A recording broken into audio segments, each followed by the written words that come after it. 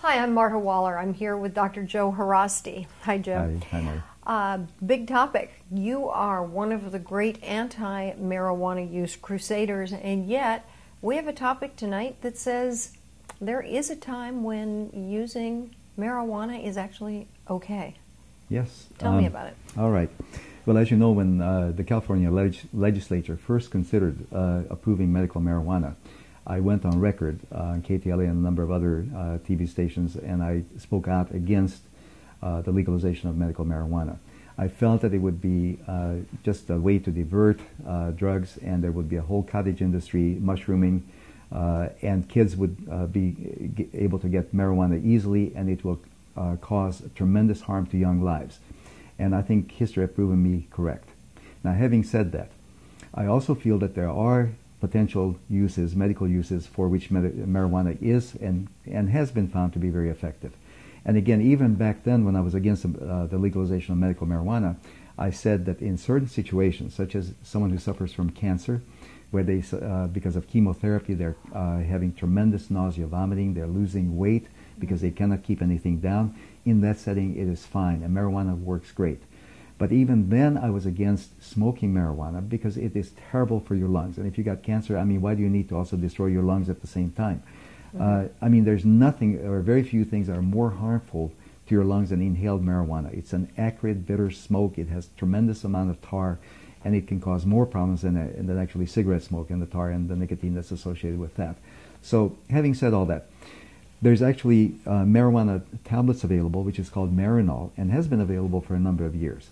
There's also tincture of marijuana, which can be, which you can obtain by crushing the leaves and straining water that is poured through it, almost like a tea-like substance. Right.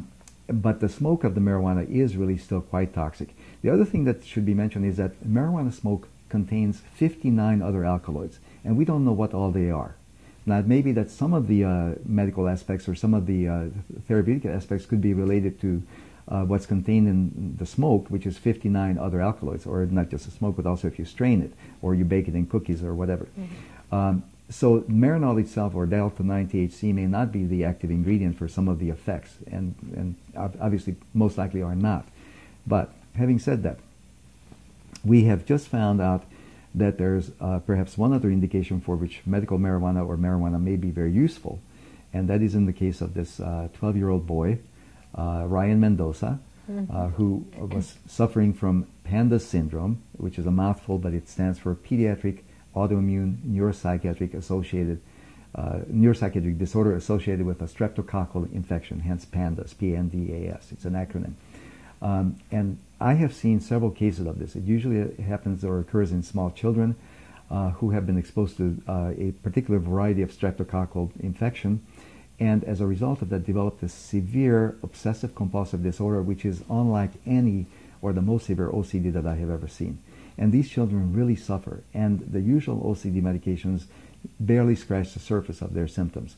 And you know, they at times are in so much pain, as Ryan's mother said, that he actually threw himself on the hood of her car and asked that she kill him because he was just in so much emotional pain. Mm-hmm. So in desperation, she saw a program on Good Morning America and gave him some medical marijuana. And again, she's not the kind of mother who would normally do that, but she responded because she felt that there was nothing that would help. And in fact, it seems that this medical marijuana was like a miracle drug for him, and in fact, it has relieved his symptoms essentially 90% after the first dose.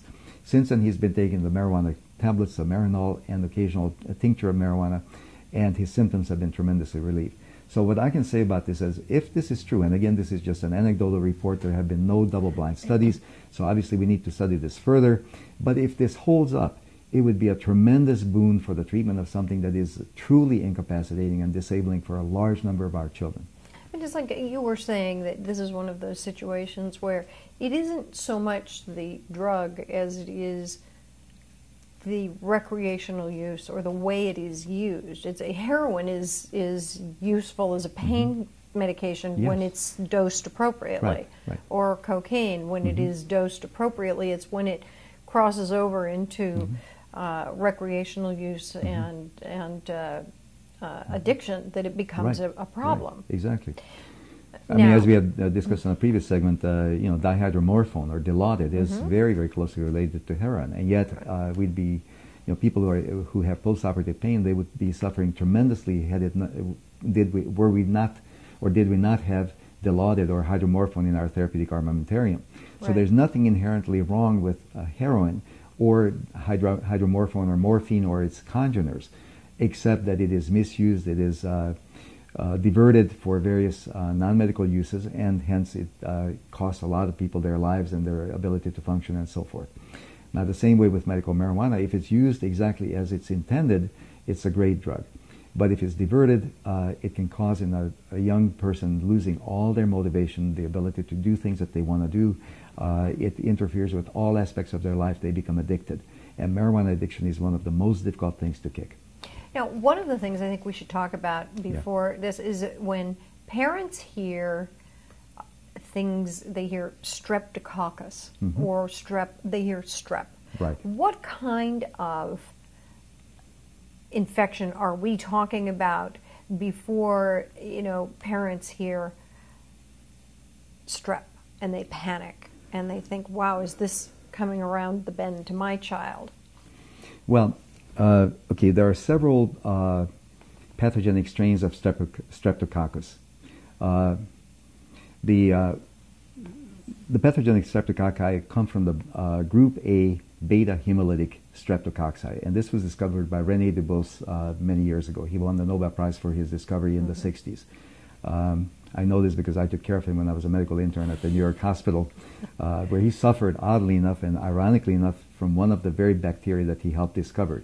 He had subacute bacterial endocarditis that he contracted toward the end of his life. He was one of the most remarkable men I have ever met.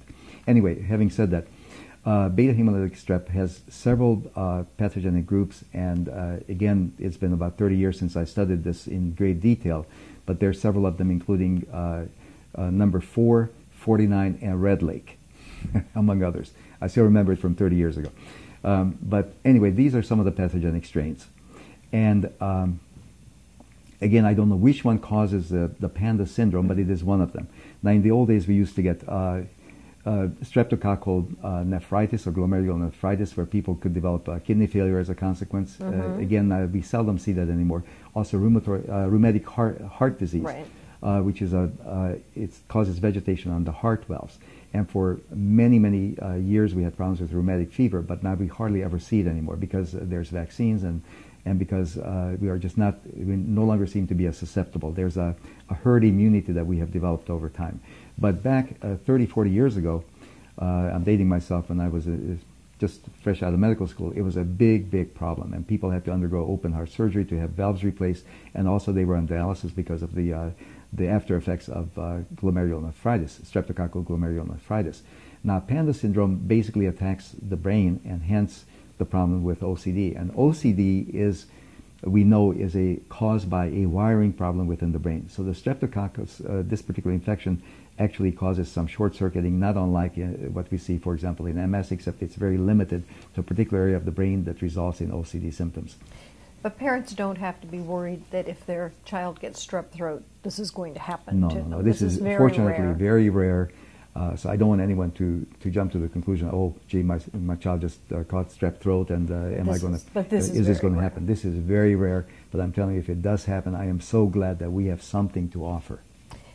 And with that, we have to go away, but we're going to have a couple of very interesting things coming up. In fact, we are probably going to talk about psychogenesis next. Okay. What is it, and what can some of the manifestations be, and how do you help someone get through that if in fact that's what they have?